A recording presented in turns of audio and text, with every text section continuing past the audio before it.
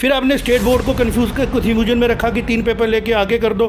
फिर आपने देखा सड़कों पे बच्चे आगे शोर कर रहे थे, फिर आप उनको डंडे मार रहे थे। डंडे से तो अंग्रेज़ों ने भी चुप करा दिया था ना। पिछले साल भी आपने देखा कि गवर्नमेंट ने 2 बातें की। जब फरवरी में केसेस नीचे आने लगे तो गवर्नमेंट ने कहा कि सोशलाइज होना ज़रूरी है बच्चों का, और उधर से बोल रहे हैं सोशल डिस्टेंसिंग। ये 2 इंग्लिश के वर्ड हैं जो मुझे ऑडियंस कमेंट्स में लिखें कि गवर्नमेंट कह रही है कि आपस में मिलना बच्चों का ज़रूरी है। गवर्नमेंट से मेरा मतलब है वो लोग जो शायद एजुकेशन के साथ जिनका लेन देन ही नहीं है, जो इस एजुकेशन के सेक्टर को समझते नहीं है, जिन्होंने शायद कभी एक बच्चे को ए से बी भी नहीं पढ़ाया हो। मतलब एक दही का कटोरा भी अगर आपने कहीं रखना जमाने के लिए, उसको भी आपको 10 घंटे रखना पड़ेगा।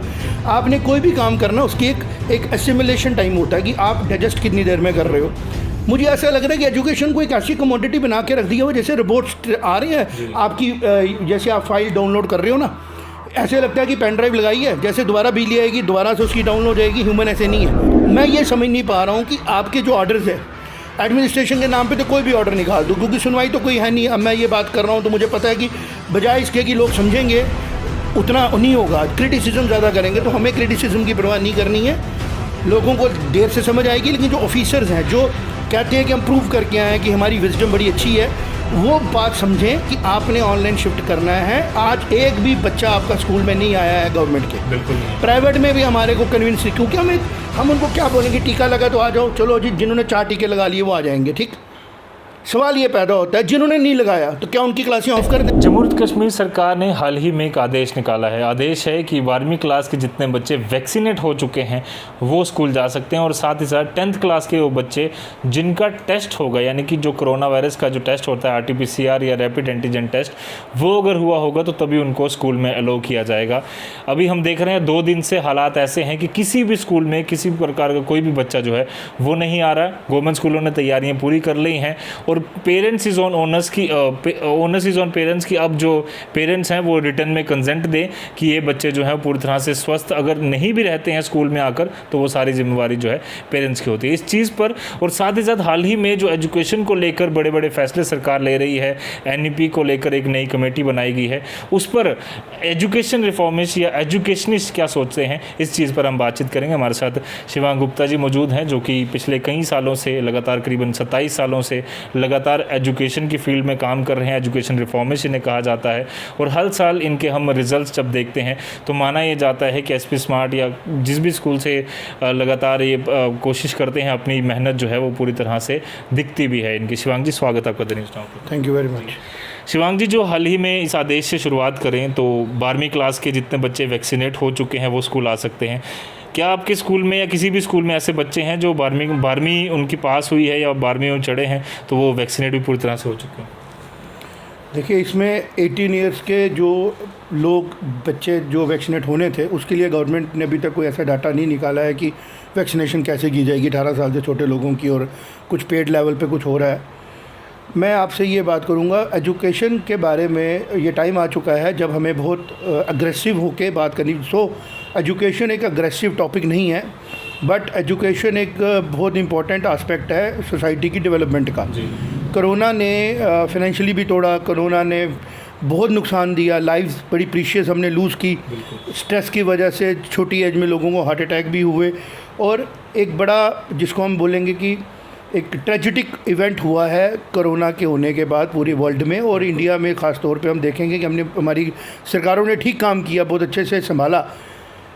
लेकिन कहीं ना कहीं पे अगर हम लोग सच नहीं करेंगे बात सोसाइटी के बीच में, तो हम लोगों को आने वाला समय हिस्ट्री हमें माफ़ नहीं करेगी। तो ज़रूरी है इसके बारे में बात करना। जो आपने सवाल पूछा कि गवर्नमेंट क्या कर रही है, तो मैं गवर्नमेंट के सभी जो थिंक टैंक्स हैं उनसे बात करने के लिए मेरे कुछ सवाल हैं, उनसे पूछूंगा मैं कि जम्मू कश्मीर रियासत जो है वो एक बहुत अपराइट रियासत रही सिंस 1947 से पहले से। अगर आप देखें तो हिस्ट्री में इसलिए बात करूंगा कि जो लोग आज आपका ये शो देखेंगे उन तक ये बात पहुंचानी। एजुकेशन का मतलब ही है अवेयरनेस क्रिएट करना।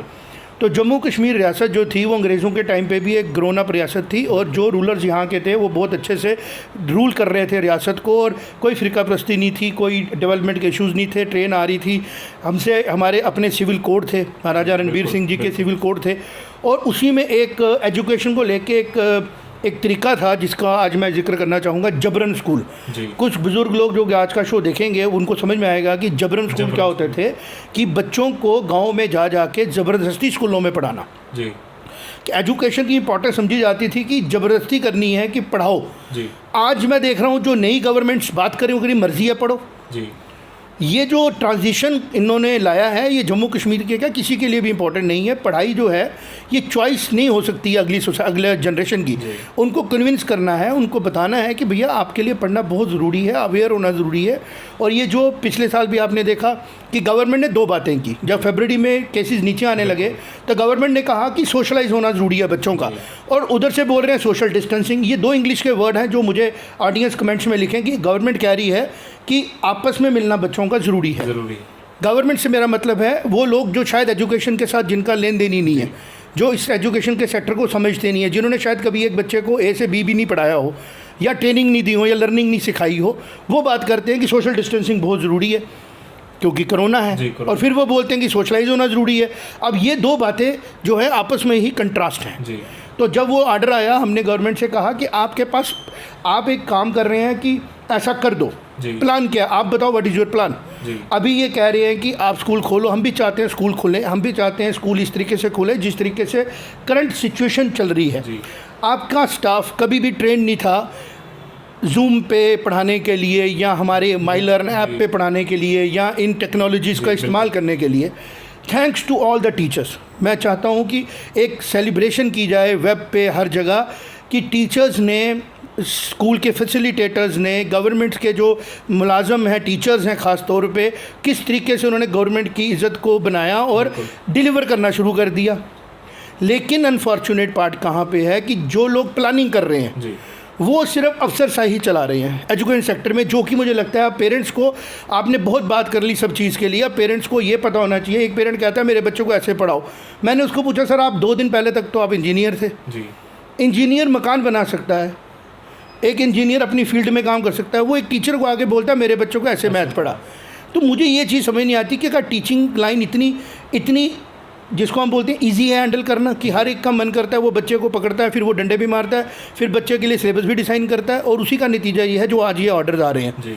अभी आपको पास क्या डाटा है कि कितने लोग ऑनलाइन पढ़ाने में बिजी हैं, किस तरीके से वो लेक्चर रिकॉर्ड करते हैं, किस तरह वो क्लास ले रहे हैं, और कैसे आपने बोल दिया 10th 12th के बच्चों को कि आप क्लास अटेंड करो, तो उस स्टाफ को कैसे वो टाइम टेबल एडजस्टमेंट होगी, कैसे वो बच्चा क्लास में पढ़ेगा, और कैसे कौन बच्चे घर पे पढ़ेंगे, कौन से बच्चे अपनी चॉइस से। अब 2 बच्चे स्कूल में आ जाते हैं किसी भी स्कूल में, कौन स्टाफ उनको पढ़ाएगा और कौन स्टाफ ऑनलाइन पढ़ाएगा, व्हाट इज़ द मॉडल।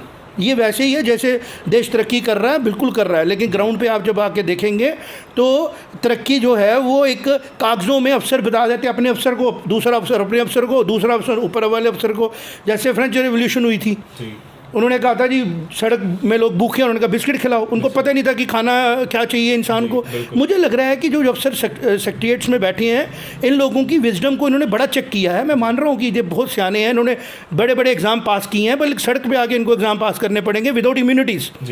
ये इम्यूनिटी के बगैर क्लास में आके पास करें। एजुकेशन सेक्टर में आके ये पूछें कि आपके बच्चों को पिछले साल आप एग्ज़ाम तो डिसीजन ले नहीं पाए कि कैसे लेना है, फिर आपने CBSE का पेपर लेट किया, फिर आपने स्टेट बोर्ड को कन्फ्यूजन में रखा कि 3 पेपर लेके आगे कर दो, फिर आपने देखा सड़कों पे बच्चे आगे शोर कर रहे थे, फिर आप उनको डंडे मार रहे थे। डंडे से तो अंग्रेज़ों ने भी चुप करा दिया था ना मॉब को। आज की डेट में एजुकेशन के लिए मैं सब पेरेंट्स को बोलूँगा कि गवर्नमेंट के किए हुए किसी भी डिसीजन पर एक्साइट मत हो जाओ आप, क्योंकि गवर्नमेंट के लोग जो पढ़ा रहे हैं वो अलग हैं, वो टीचर्स, वो प्रिंसिपल, वो CEOs, वो एजुकेशन के लोग वो अलग हैं। एक जो गवर्नमेंट के डिसीजन ले रहे हैं एडमिनिस्ट्रेशन को दिखाने के लिए वो अलग हैं। मैं ये रिक्वेस्ट करूँगा कि एडमिनिस्ट्रेशन से टेक्निकल एजुकेशन को अलग करो। अब रहा सवाल NEP का, नेशनल एजुकेशन पॉलिसी जो आ रही है, उन्होंने कहा था हम 2022 में इसको एग्जीक्यूट करेंगे। उन्होंने कहा था कि हमारी एजुकेशन जो होगी, जो उसका क्रक्स है वो स्किल बेस्ड होगी और यूटिलिटी बेस्ड होगी, होनी भी चाहिए। कैसी होगी? कैसे होगी, नया करिकुलम का टाइम टेबल कैसा होगा, किसको आप इनकॉर्पोरेट कर रहे हो। हम इंडियन हैं, हमारा एजुकेशन सेक्टर आज से हज़ारों साल पहले वाइब्रेंट था। आज हमारे सेक्टर को इंडियन सिविलाइजेशन के ऊपर लाना है हमें, ताकि हम लोग ऐसे लोग दे सकें जो दो हिस्ट्री में हम सेलिब्रेट करते हैं। राम जी को सेलिब्रेट करते हैं हम इंडिया में, चाणक्य को सेलिब्रेट करते हैं। उनकी फ़िलासफ़ी क्या थी, उस फिलासफी पे करिकुलम बनाना है, कैसे एग्जीक्यूट होगा, उसके बारे में बात करने के लिए कमेटीज़ है। कमेटीज़ में घूम घूम के वही लोग ला रहे हैं, ये लोग अभी तक क्लैरिटी नहीं है कि ये वही लोग ला रहे हैं जिनके पास आइडिया ही कोई नहीं है जी। जो आज से 10-20 साल पहले से इस सेक्टर में थे। उनकी पिछली क्रेडिबिलिटी पे बात की जाए कि उन्होंने कितनी रिफॉर्म्स लाए, किस रिफॉर्म से क्या हुआ। सबसे इम्पॉर्टेंट आस्पेक्ट है कि गवर्नमेंट ही रिस्पॉन्सिबल है बच्चों को पढ़ाने के लिए, बिकॉज ये स्टेट की रिस्पॉन्सिबिलिटी है, ये बच्चों की चॉइस नहीं है। जबरन स्कूल की मैंने बात इसलिए की क्योंकि गवर्नमेंट का काम होता है नेक्स्ट लेवल पे अपने लोगों को लेके जाना। जो जनरेशन आ रही है वो डेमोक्रेटिकली नहीं कह सकते मर्जियाँ पढ़ो मर्जियाँ नहीं पढ़ो। ये वोट नहीं है जो बच्चे ने डालना है जी। अगर आप एक बच्चे को एजुकेट नहीं करेंगे तो आप ये मान के चलेंगे कि नेक्स्ट जब वो जनरेशन आएगी वो कुछ भी कन्विंस हो सकता है। बिल्कुल।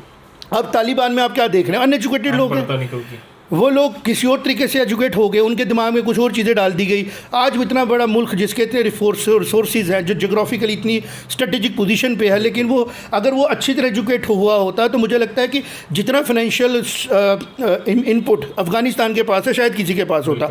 और उसी की कंटिन्यूटी में अगर आप कश्मीर में आ जाए, जम्मू में आ जाए, we are the entry to India. लेकिन अनफॉर्चुनेटली हम लोग जो इस चीज़ को समझा नहीं पाए, एजुकेशन उस तरीके से कर नहीं पाए, और आज भी एजुकेशन को लेके हम लोग किस मसले में पड़े हैं, स्कूल कब खोलो, छुट्टियां कब डालो, फीस ज़्यादा हो गई, फीस कम हो गई, ये सारे इमेटीरियल बातें हैं। मेन मुद्दा है कि जो बच्चे कल जिन्होंने वोट डाला जम्मू कश्मीर के लिए, कल जिन्होंने डॉक्टर इंजीनियर अफसर आपकी तरह जर्नलिस्ट मेरी तरह थिंक करना है, उनको हम क्या रिसोर्स दे रहे हैं। 2 साल हो गए हैं, पहले से ही एजुकेशन की प्रॉब्लम्स बहुत ज़्यादा थी, बहुत ज़्यादा थी हमारी एजुकेशन सिस्टम में प्रॉब्लम। आज वो मल्टीप्लाई हो गई और डिबेट क्या हो रही है, स्कूल कब खुलेंगे, कब बंद होंगे।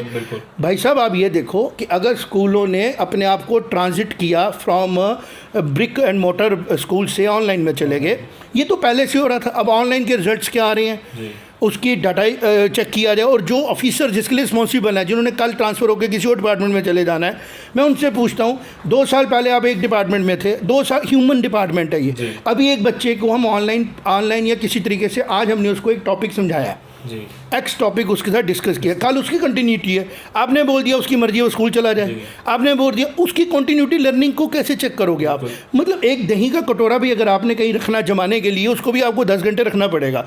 आपने कोई भी काम करना उसकी एक एसिमुलेशन टाइम होता है कि आप डाइजेस्ट कितनी देर में कर रहे हो। मुझे ऐसा लग रहा है कि एजुकेशन को एक ऐसी कमोडिटी बना के रख दिया हो, जैसे रोबोट्स आ रहे हैं आपकी, जैसे आप फाइल डाउनलोड कर रहे हो ना, ऐसे लगता है कि पेन ड्राइव लगाई है, जैसे दोबारा बिजली आएगी दोबारा से उसकी डाउनलोड हो जाएगी। ह्यूमन ऐसे नहीं है। आज हम बात कर रहे हैं, अगर कल हमने उसमें डिविएशन आ गई, बच्चे ने कुछ और कर लिया, या जिसको हम सिखा रहे हैं वो कुछ और किया, या टीचर कुछ और सर्कमस्टांस में चला गया, तो लिंक ही खत्म हो गया उसका। और जो लोग बीएड करते हैं पहले ही बोलते हैं रिकन्सिलेशंस करो, तो ऑनलाइन से ऑफलाइन आना एक ट्रांजिशन है, पहले ऑफलाइन से ऑनलाइन जाना ट्रांजिशन थी।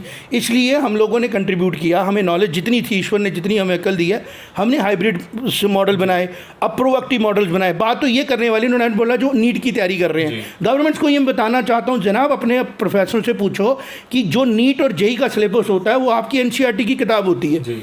आप अपने स्कूलों में जब पढ़ाते हैं, जबकि गवर्नमेंट का काम है ना पढ़ाना, आप वहाँ पे नीट और जेई की तैयारी क्यों नहीं कराते हैं? क्योंकि आपकी बुक में से सीधे सवाल आते हैं। क्यों थोड़ा पढ़ाया जाता है बच्चों को, फिर वो थोड़ा पढ़ाने के बाद बोला जाता है आप ज़्यादा पढ़ना है तो पैसे खर्च करो। और अगर आप लोग अब कोचिंग सेंटर्स को अडॉप्ट कर रहे हैं, being the players in the education sector, ये आपकी सबसे बड़ी गलती होगी, क्योंकि एजुकेशन इंस्टीट्यूशन से आप बाहर मत निकालिए, एजुकेशन को इंस्टीट्यूशन में रहने दीजिए। तो एजुकेशन डिपार्टमेंट को एक बड़े इंस्टीट्यूशन का रोल प्ले करना चाहिए, जिसके अंदर उन लोगों ने ऐसे लोगों को लेना चाहिए, अपने गवर्नमेंट स्कूल के ऐसे टीचरों को लेना चाहिए जो बहुत बेहतरीन तरीके से काम कर रहे हैं, जिनका बिहेवियर बहुत शानदार है। उनसे पूछना चाहिए कि अब हमने ऑनलाइन से ऑफलाइन पे जाना है, आप हमें बताएं स्ट्रेटजी क्या होगी, किस तरीके। वही टीचर पेरेंट्स को शेयर करे, अगर जो पेरेंट्स समझते हैं वो कन्विंस होंगे, नहीं होंगे तो फोर्स भी करना, क्योंकि उसका बच्चा, उसकी रिस्पॉन्सिबिलिटी नहीं है खाली, ये गवर्नमेंट की रिस्पॉन्सिबिलिटी है, वो हमारे नेशन का बच्चा है। चंद्रगुप्त मौर्य जो था वो किसी एक पेरेंट का बच्चा नहीं था, एक टीचर ने उसको नेशन का बच्चा समझा, उसको राजा बनाने के लिए मेहनत की। इसी तरह हर एक सेक्टर के आदमी को देखें, क्रिटिक्स तो हर जगह रहेंगे, हम क्रिटिक्स नहीं है गवर्नमेंट के, हम उनके इनपुट देने वाले लोग हैं। मैं ये नहीं कह रहा हूँ, मेरी बात सुनो, मैं कह रहा हूँ कि जो हमारे पास है हमसे लो, हमसे लो, हम आपको हेल्प कर सकते हैं ट्रांजिशन में। हम तो चाहते हैं कि गवर्नमेंट के स्कूल इतने अच्छा काम करें कि सबसे ज़्यादा स्टूडेंट गवर्नमेंट स्कूलों में है। लेकिन गवर्नमेंट ने अभी रिसेंटली कल एक मैं सुन रहा था कि गवर्नमेंट ने कहा कि संडे को टीचर्स डे सेलिब्रेट करेंगे। ये कोई एडमिनिस्ट्रेशन नहीं है। You are not dealing with army people, जिन लोगों को आपको एक इस तरीके से काम कराना है कि उनको प्रूवन नहीं। आर्मी टफ काम कर रही है, पुलिस टफ काम कर रही है, उनके जॉब बड़े टफ हैं, वो ऑलरेडी बहुत टफ काम कर रहे हैं। उनको अप्रिशिएट करना है। वो नेशन की बचाने के लिए अपनी जान की कुर्बानी दे देते हैं। लेकिन टीचर भी अपने आप को जब तक ख़त्म नहीं करता ना, तब तक वो स्टूडेंट तक अपनी बात नहीं पहुँचा सकता। आपने सैटरडे की जगह गवर्नमेंट स्कूलों में संडे को आपने बुलाया। मुझे इसका लॉजिक समझ नहीं है एडमिनिस्ट्रेशन का कि आप क्या चाहते थे, किस चीज़ को सेलिब्रेट किया जाए। टीचर्स डे का सेलिब्रेशन डॉक्टर राधाकृष्णन जी के दिन पे होता है, बट इंडियन सिविलाइजेशन में गुरु पूर्णिमा हज़ारों सालों से मनाई जा रही है और ये कोई आज शुरू नहीं हुई है। तो आपने टीचरों को बुलाया, आपने उनसे क्या कराया टीचर्स डे पे? आपने उनका संडे, जिनका मंडे को उनको दोबारा क्लास लेनी थी, आपने वो ब्रेक दे दी उनको। मैं ये समझ नहीं पा रहा हूँ कि आपके जो ऑर्डर्स है एडमिनिस्ट्रेशन के नाम पे तो कोई भी ऑर्डर निकाल दो, क्योंकि सुनवाई तो कोई है नहीं। अब मैं ये बात कर रहा हूँ तो मुझे पता है कि बजाय इसके कि लोग समझेंगे उतना नहीं होगा, क्रिटिसिज्म ज़्यादा करेंगे। तो हमें क्रिटिसिज्म की परवाह नहीं करनी है। लोगों को देर से समझ आएगी, लेकिन जो ऑफिसर्स हैं जो कहते हैं कि हम प्रूव करके आए हैं कि हमारी विजडम बड़ी अच्छी है, वो बात समझें कि आपने ऑनलाइन शिफ्ट करना है। आज एक भी बच्चा आपका स्कूल में नहीं आया है गवर्नमेंट के, बिल्कुल नहीं है। प्राइवेट में भी हमारे को कन्विंस नहीं, क्योंकि हम उनको क्या बोलेंगे, टीका लगा तो आ जाओ, चलो जी, जिन्होंने 4 टीके लगा लिए वो आ जाएंगे। ठीक, सवाल ये पैदा होता है जिन्होंने नहीं लगाया तो क्या उनकी क्लासें ऑफ कर दें? यही बात हमने फरवरी में ही पूछी थी। और अगर स्टाफ डबल होना है तो क्या गवर्नमेंट में पूछता हूँ, कितने फंड्स आपने रिलीज़ किए, कितना एक्स्ट्रा पे किया आपने अपने टीचरों को जिन्होंने डबल काम किया? टीचर आपके 8 बजे आ रहे थे, 2, ढाई बजे, 3 बजे घर जा रहे थे। आज टीचर सुबह भी काम कर रहा है, शाम को भी कर रहा है, आपका प्रिंसिपल भी कर रहा है, सीईओ भी कर रहा है। खाली कौन लोग काम नहीं कर रहे हैं?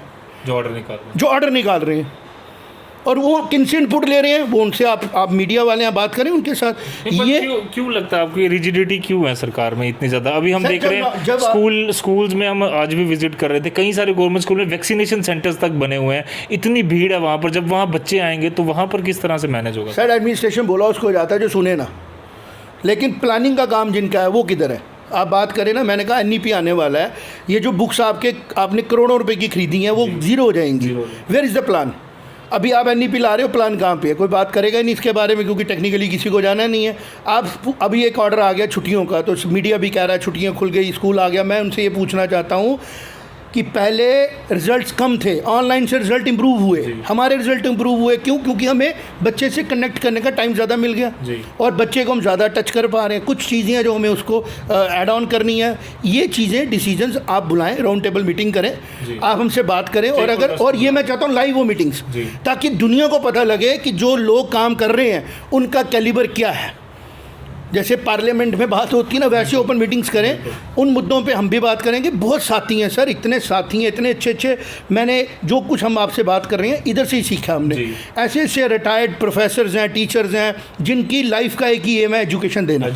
आप उन लोगों को आइडेंटिफाई करें। जब वो आते हैं, वो खड़े होते हैं और एक ऐसा इंसान सामने बैठा होता है जिसने अगले दिन, शायद अगले 2 साल के बाद उसने पोस्टिंग लेनी है, शायद वो ट्रांसपोर्ट कमिश्नर बन जाए। एक दिन जियोलॉजी डिपार्टमेंट में वो पत्थरों के साथ डील कर रहा है, दूसरे दिन वो ट्रांसपोर्ट में चला जाएंगे और वो काम करेंगे। ठीक है, वो एडमिनिस्ट्रेशन लेवल पे, लेकिन जो डिसीजन लेने हैं एजुकेशन के रिलेटेड, वो एडमिनिस्ट्रेटिव डिसीजन नहीं हो सकते।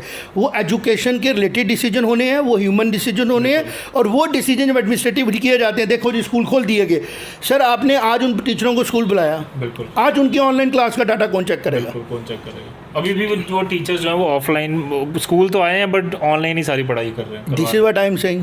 तो आप मुझे बताइए करिकुलम क्या है, घंटे का पीरियड कितना है, इंग्लिश कैसे, फिर 60% सिलेबस कम कर देंगे, फिर पूरा आप यहाँ से सुने।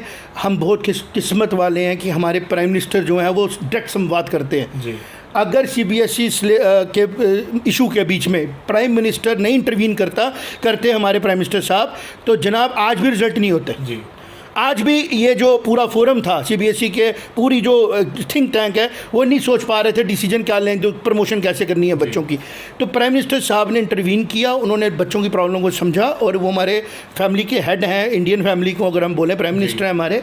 आप यहाँ से सोचिए कि प्राइम मिनिस्टर जी को इंटरफेयर करना पड़ रहा है, from the prime minister till to the peon of a school, बीच में कोई नहीं है। और जो लोग बीच में है वो कर क्या रहे हैं, what they are proposing, what they are telling, what they are doing, the same is happening in J&K also।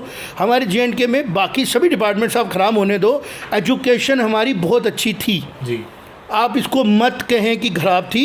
हमारे कॉलेजेस, हमारी यूनिवर्सिटीज़, हमारे प्राइमरी स्कूल्स, हमारे जबरन स्कूल, ये सब सक्सेसफुल मॉडल्स हैं। उसी का नतीजा ये है कि J&K पॉलिटिकली ज़्यादा अवेयर्ड है, ज़्यादा डिबेट्स करता है। लेकिन अनफॉर्चुनेटली आपने अब एजुकेशन सेक्टर में भी वो इंटरफेरेंस शुरू कर दी है, जिसके बारे में आपको खुद ही क्लैरिटी है आप कहाँ लेके जा रहे हो। अब ऑनलाइन बहुत अच्छे से सेटल्ड है, गवर्नमेंट स्कूल में भी हो पा रहा है, कुछ एरियाज़ हैं जहाँ दिक्कत है, उसका हल निकालना है कि किस तरीके से। अब थर्ड वेव आ जाएगी तो फिर बंद कर देंगे, जो फरवरी में किया। ये क्या समझ रहे हैं कि कोई घोड़े पे किसको चुरा के उतारना है, या ये कोई सोच रही है कि पेन ड्राइव लगानी, आधी रुकी होगी तो नीचे उतार देंगे।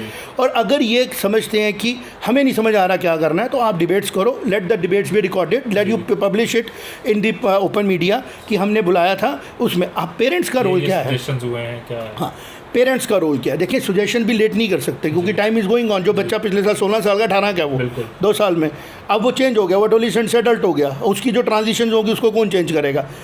पेरेंट्स का जहाँ तक एजुकेशन का मकसद है, पेरेंट्स को भी अवेयर होना है खुद को कि बच्चों की फ़ीस से बच्चों की पढ़ाई नहीं है, या गवर्नमेंट को नुक्स निकाल के पढ़ाई नहीं कराओगे। आपके बच्चे की पढ़ाई आपकी फैमिली के लिए ज़रूरी है। उसी पढ़ाई के बूते पे उसने आपकी इज़्ज़त करनी है, आपकी फैमिली के करैक्टर को आगे लेके जाना है, उसी पढ़ाई पे उसका करियर बनना है, उसी पढ़ाई से समाज नहीं लेना है। तो आपको रिस्पॉन्सिबिलिटी है उस बच्चे को तैयार करने की। तो पेरेंट्स को अपनी अवेयरनेस के ऊपर इन्वेस्ट करना है। अगर अनफॉर्चुनेटली किसी का पेरेंट उतना अवेयर नहीं है, चाचा जी होंगे, ताया जी होंगे, मामा जी होंगे, फूफा जी होंगे, कोई ना कोई तो होगा ना जो बच्चे को गाइड कर सकता है। नहीं कोई है तो गवर्नमेंट का काम है काउंसलर्स अपॉइंट करना और उस बच्चे को तैयार करना। क्योंकि अगर बच्चे स्कूलों में तैयार नहीं हुए तो आप ये मान के चलेंगे वो बच्चे समाज के लिए प्रोडक्टिव काम नहीं कर पाएंगे।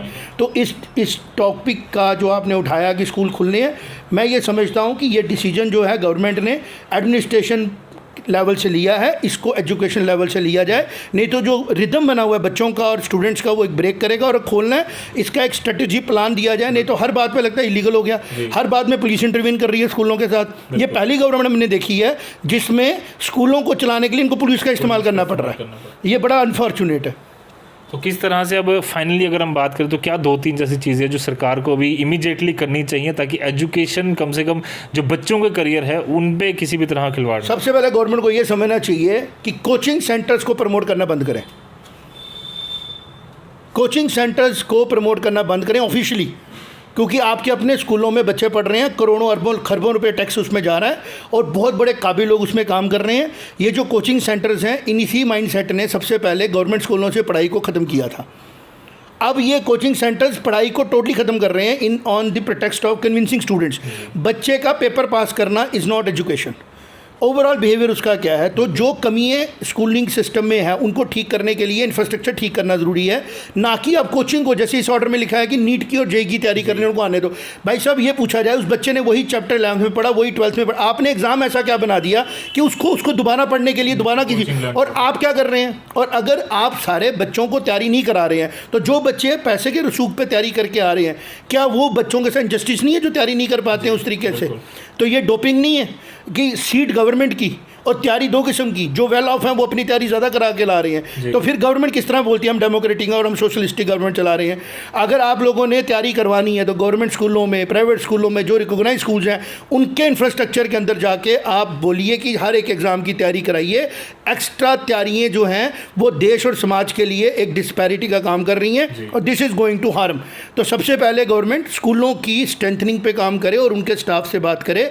आपने ऑनलाइन से ऑफलाइन आना है, 10th और 12th के बच्चों का इंपॉर्टेंट नहीं, हर क्लास इंपॉर्टेंट है। आप मॉडल बनाएं कैसे थोड़ी स्ट्रेंथ बुलाई जाए, फिर वो दोनों मॉडल चलें, फिर वो एक मॉडल 2-3 मॉडल्स में से जो जिसको सूटेबल है वो मॉडल ले और अप्रिशिएट करें।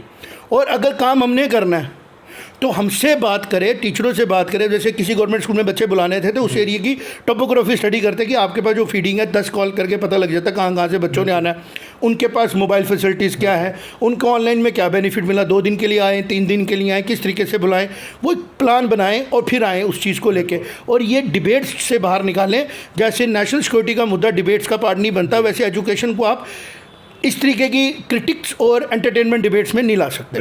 बिल्कुल साफ तौर पर काफ़ी ज़्यादा ज़रूरी है कि जिस तरह से लगातार सिर्फ ऑर्डर पर ऑर्डर आई जा रहे हैं, उससे बचकर सरकार कुछ ऐसे इंतजामात करे और स्टेक होल्डर्स को अपने साथ इनकॉर्पोरेट करे जो कि एक्चुअली में काफ़ी समय से इसमें काम कर रहे हैं और सच में बच्चों का जो ख्याल है वो रखते हैं। और पेरेंट्स और टीचर्स के साथ मिलकर ऐसा एक समन्वय बनाना होगा ताकि आने वाले दिनों में हमारे जो बच्चे हैं उनका भी करियर बचा रहे और सेफ्टी भी, हेल्थ जो है उनकी भी पूरी तरह से सेफ रहे। उम्मीद करते हैं कि इस डिबेट के बाद कहीं ना कहीं सरकार जो है उन चीज़ों पर सोचेगी और जल्द से जल्द एक्शन भी करेगी। फिलहाल के लिए दीजिए ऐसे और वीडियोस देखने के लिए आप यूं ही बने रहिए द न्यूज़ नाउ के साथ। धन्यवाद।